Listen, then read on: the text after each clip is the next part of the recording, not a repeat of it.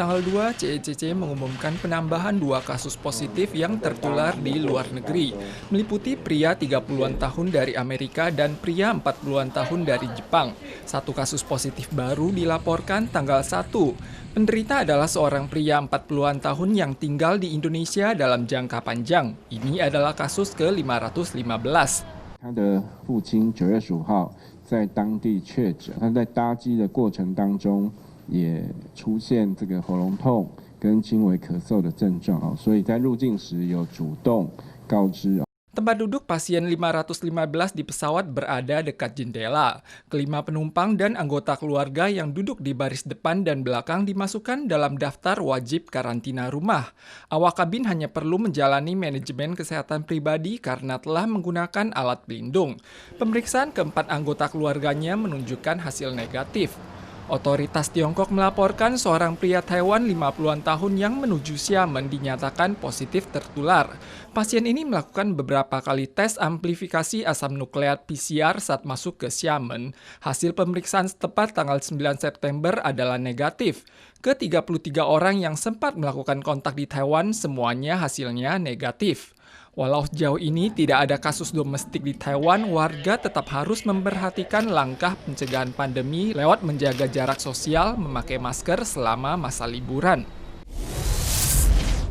Biro Pariwisata menyelenggarakan pertunjukan cahaya karang kepala Ratu Yeliu selama 4 hari liburan Festival Kue Bulan. Zona utama proyeksi yang awalnya hanya dapat menampung 500 hingga 600 orang dibanjiri oleh lebih dari 3.600 pengunjung dalam 1 hari.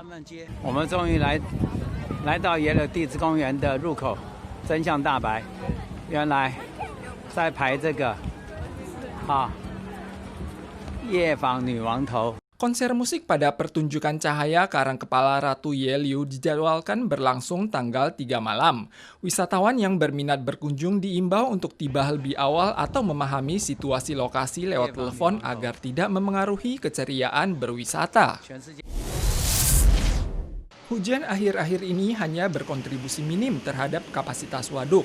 Agen Sumber Air telah merevisi sinyal kondisi cadangan air di Taoyuan, Hsinchu, Miaoli, Taichung dari warna biru normal menjadi peringatan hijau per 16 September. Hingga tanggal 30 September pukul 4 sore, kapasitas cadangan air Waduk Feichui adalah 48%, Waduk Shimen 46%, Waduk Power di wilayah Hsinchu Miaoli 68%, Waduk Yonghesan 53%, Waduk Chengwen bahkan merosot hingga 37%.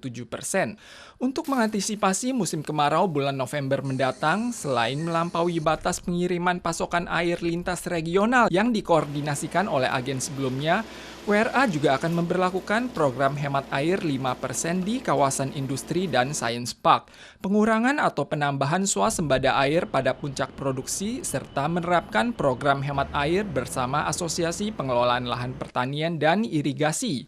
Cadangan air sebelum akhir Oktober tidak bermasalah. Selama kondisi mengizinkan, peluang hujan buatan di masa mendatang akan dimanfaatkan sepenuhnya.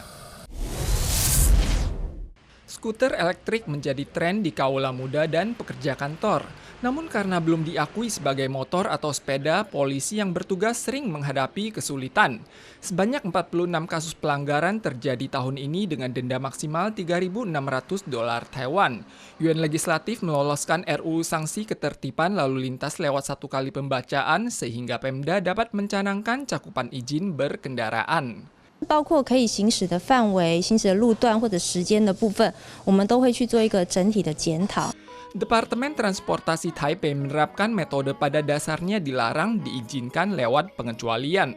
Namun wilayah dan periode waktu berkendaraan masih dibahas.